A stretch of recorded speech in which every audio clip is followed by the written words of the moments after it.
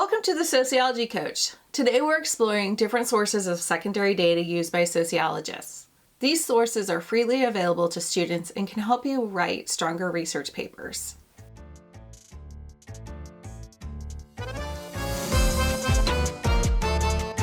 Hey there, I'm Dr. Medley-Rath. I've been teaching sociology for over 20 years. I'm the author of Introduction to Sociology, and I run the Sociology Coach to help people like you make sense of society. Let's dive in. I'm highlighting the Pew Research Center, the General Social Survey, the U.S. Census Bureau, and the U.S. Bureau of Labor Statistics because they are available for anyone to use. This means that you could use these data sources for research papers. So let's see how these sources help us understand social trends. First up is the Pew Research Center, which is a nonpartisan organization that studies trends in behavior and attitudes. Let's check out their website. On the homepage, you will see their latest publications. If you click on research topics, you will see the topics they have a lot of data about. Let's check out the family and relationships topic. If you open up one of their articles, you will find figures illustrating their findings along with a narrative summary. This data is really helpful for current statistics about many sociological topics. You can also go to Tools and Datasets for more in-depth data access for a senior thesis project. The National Opinion Research Center, or NORC, began at the University of Chicago in 1941. NORC conducts research and analysis for governments and organizations and manages its own projects, including the General Social Survey, or GSS. The first GSS was conducted in 1972. It provides attitudinal data about gender, marriage, civil liberties, politics, and more. The GSS uses in-person interviews to collect data from U.S. adults and shares it with other researchers for analysis. The survey asks a core set of questions that are asked the same way at each data collection. This means researchers can track changes in attitudes and behaviors over time. Once on their website, type in GSS, which will take you to the survey. Click on GSS Data Explorer. You will want to view trends. The other options are used by professional sociologists for their research. You can see the range of topics covered by the GSS. This data is easily accessible and may be useful when you are writing a research paper for your classes. You can see all the different subtopics under the various tabs and drop-downs. You can select the question and then break down the results by the response and by age, education, and other demographic categories. You can see the percentage of people responding a particular way and how it has changed over time. You are able to switch the display from a chart to a table so that you can use the data to create a figure aligned with your research questions. Don't forget to check out my website for the study resources that match this episode. They'll help you really make sense of what we covered today. Check for that link in the description. Now, let's look at how the government collects demographic data.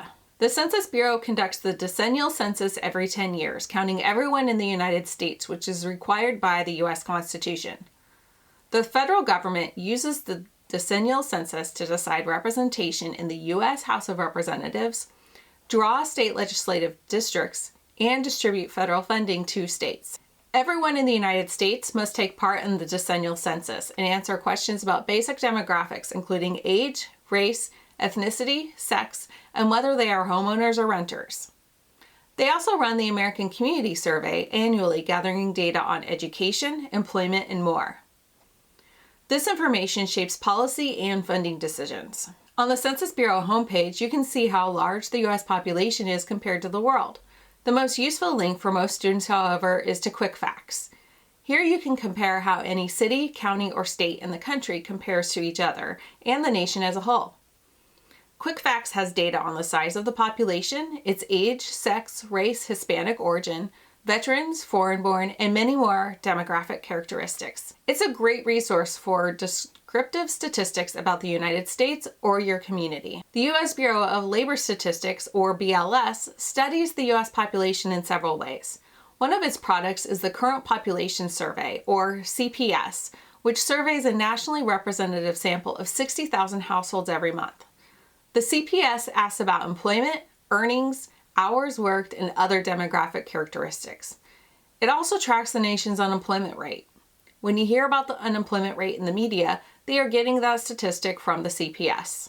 Sociologists also use the data from the American Time Use Survey, or ATUS.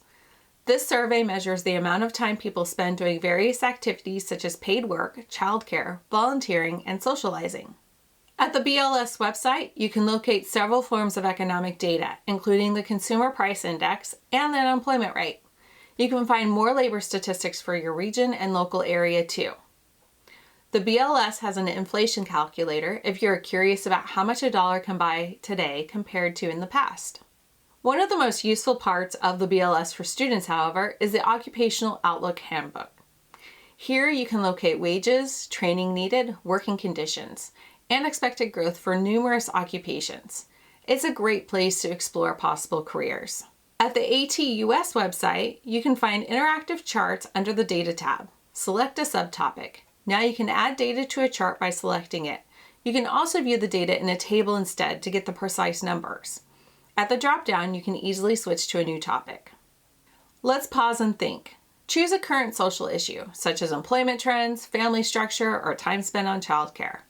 How could you use data from the U.S. Census Bureau or the Bureau of Labor Statistics to investigate this issue? What limitations might you encounter?